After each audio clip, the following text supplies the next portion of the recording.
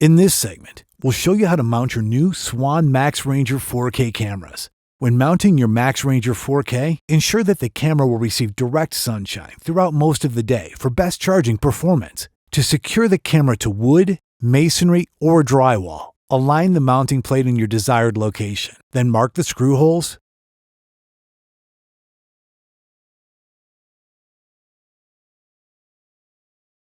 Pre-drill the holes to help prevent cracking. Ensure the up arrows and text are correctly oriented and secure the mounting plate using the provided screws and wall anchors if necessary. Now secure the mounting base to the MaxRanger4K camera.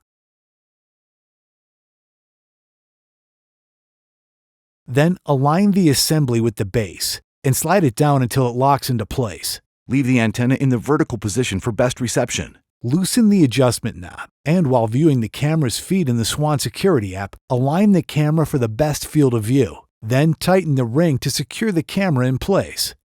Swann offers an optional rain or roof gutter mount, which eliminates drilling holes into your structure and has the added benefit of keeping the MaxRanger4K cameras above your eaves and gutter, allowing for improved solar charging. To secure the MaxRanger with the optional gutter mount, align the MaxRanger mounting base, ensuring the up arrows and text are correctly oriented, and then secure it using 4 of the gutter mount machine screws.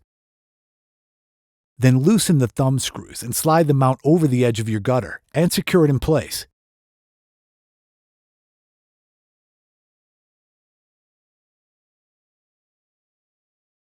Now align the MaxRanger and mount assembly and slide it down to lock it in place. Leave the antenna in the vertical position for best reception.